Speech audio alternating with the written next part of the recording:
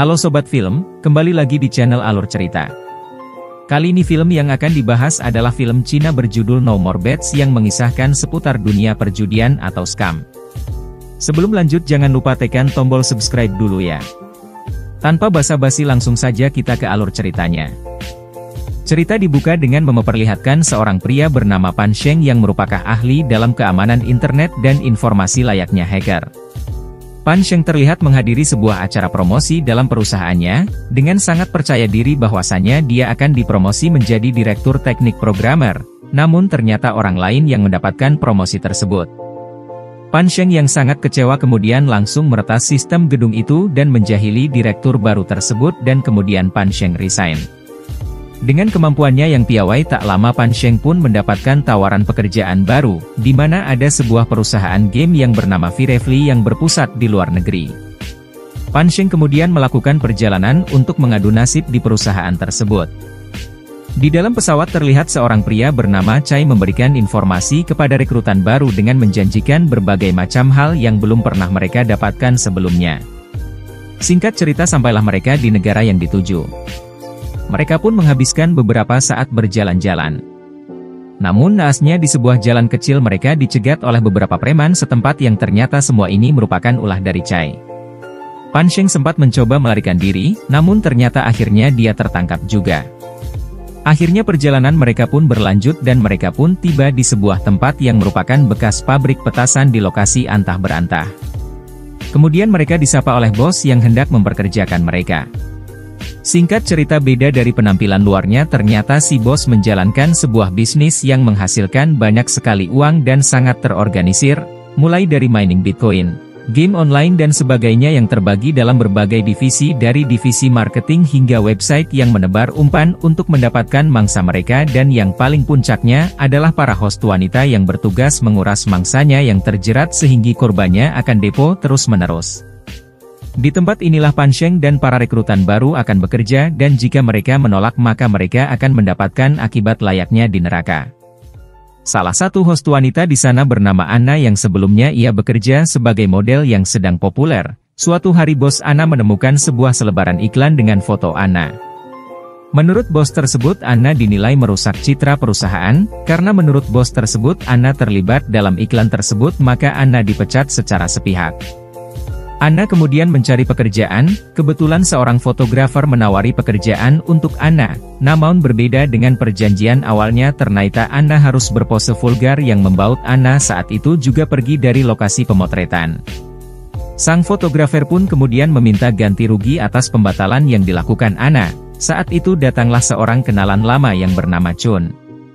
Berbeda dengan Anna, Chun hidup dengan bergelimang harta dan kemudian membantu Anna. Karena penasaran Anna pun bertanya kepada Chun bagaimana dia bisa sekaya ini.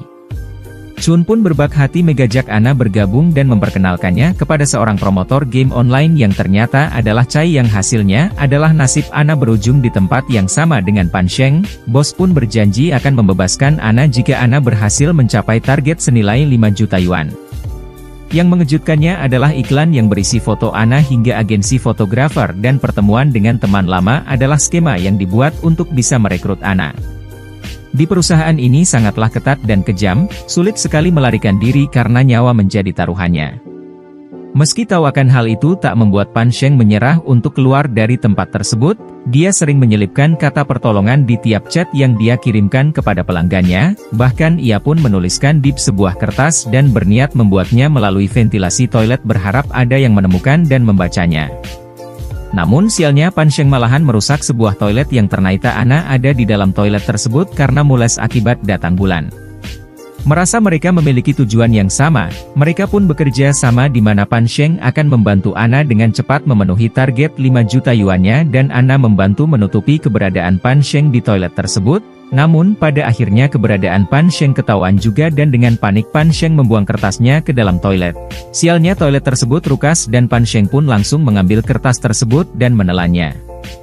Beruntungnya hukuman ditunda karena seorang karyawan datang dan memberitahu bahwa mereka mendapatkan seorang mangsa besar yang tidak boleh dilepaskan. Mangsa tersebut adalah seorang pria yang bernama Tian. seorang mahasiswa matematika semester akhir yang berasal dari keluarga berkecukupan di mana ia difasilitasi dengan apartemen pribadi dan kendaraan mewah. Tian memiliki kekasih bernama Xiao Yu, mereka bermimpi menjalankan usaha bersama hingga mereka menikah kelak. Mimpi tersebut pun semakin sirna ketika Tian terjebak dalam sebuah pesan dengan win rate tinggi dan dijanjikan Mas Win. Awalnya Tian hanya mencoba dengan chip gratis yang dia dapatkan, namun modus seperti ini pastilah Tian akan diberi kemenangan terus-menerus. Awalnya yang menjadi hostnya adalah Ana, hingga jumlah taruhan yang dibuat Tian sangat besar akibat keserakahannya membuat Tian terjerat dalam lubang setan ini. Tak cukup sampai di situ Tian ditawari pinjaman modal chip dan tawaran info istimewa dari CS yang mengaku memiliki bocoran dari orang dalam.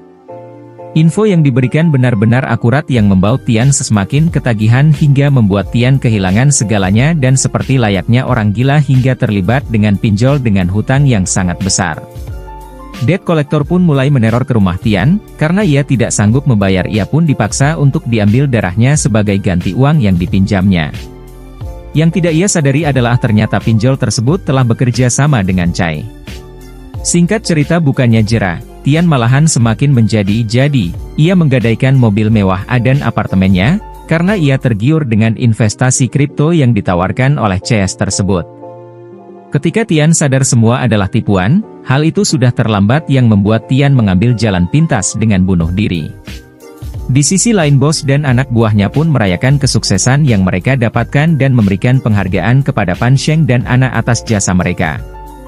Singkat cerita Ana dipanggil ke ruangan bos dan bos memberitahukan kepada Ana bahwa targetnya sudah tercapai yang berarti Ana sudah bisa bebas. Namun bukannya diberi kebebasan si bos malah memberikan tawaran lain yaitu menyuruh Ana memilih untuk menikah dengannya atau memenuhi target baru sebesar 20 juta yuan yang pastinya ditolak oleh Ana dan membuat Ana hampir dibungkus paksa bosnya.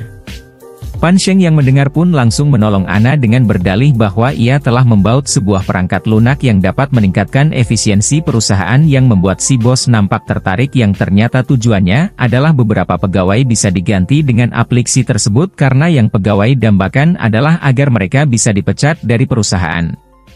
Pan Sheng pun mendapatkan promosi dan kenaikan gaji, bahkan Pan Sheng diberikan kepercayaan untuk memberikan les privat kepada anak si bos. Singkat cerita para pekerja mendapatkan jatah liburan mereka di bawah pengawasan Chai. Tujuannya bukan hanya refreshing namun juga untuk mengabadikan foto untuk dikirimkan kepada keluarga mereka agar mereka mengira semua baik-baik saja. Dengan kesempatan tersebut Pan Sheng memberikan isyarat minta tolong dalam fotonya, namun sayangnya ayah Pan Sheng yang seorang guru tidak dapat melihat maksud dari foto tersebut. Sebelum pergi Pan Sheng melakukan upaya lain yaitu menulis di selembar uang kertas, namun rencana tidak berjalan sesuai dan beruntung Pan Sheng dengan cepat mengamankan uang tersebut. Di malam hari bos pun mengumumkan beberapa pemecatan kepada karyawannya yang merupakan pemecatan paling bahagia yang pernah mereka alami. Pan Sheng pun menitipkan uang tadi kepada sahabatnya, namun upaya tersebut ketahuan oleh Chai ketika ia memalaknya. Singkat cerita mereka pun dikumpulkan kembali, Ana mengaku bahwa ia yang melakukannya, namun Pan Sheng mengaku bahwa uang tersebut adalah miliknya. Hasilnya mereka berdua diberikan hukuman yang sangat kejam semenatar temannya tewas di tempat tersebut. Pan Sheng pun dibiarkan membusuk di dalam sel dengan luka dan sementara Ana dibiarkan pulang ke mes para wanita. Di perjalanan Ana melihat ada beberapa polisi yang berjaga, merasa ada kesempatan Ana pun melompat dari bus yang ditumpanginya, melarikan diri dari kejaran hingga sampai ke pos polisi terdekat, namun semuanya percuma karena polisi tersebut juga merupakan antek-antek dari bos. Hal ini membuat Ana mendapatkan ganjaran di mana Ana dibawa ke sebuah dermaga dan dimasukkan ke dalam karung kemudian ditenggelamkan. Karena Ana merupakan MC wanita ia pun mendapatkan plot armor dari sutradara sehingga Ana bisa selamat karena Chai menyelamatkan Ana. Chai mengatakan adegan tadi merupakan dokumentasi untuk si bos agar bos percaya Ana sudah wafat dan Ana pun bisa pulang ke negaranya hidup-hidup.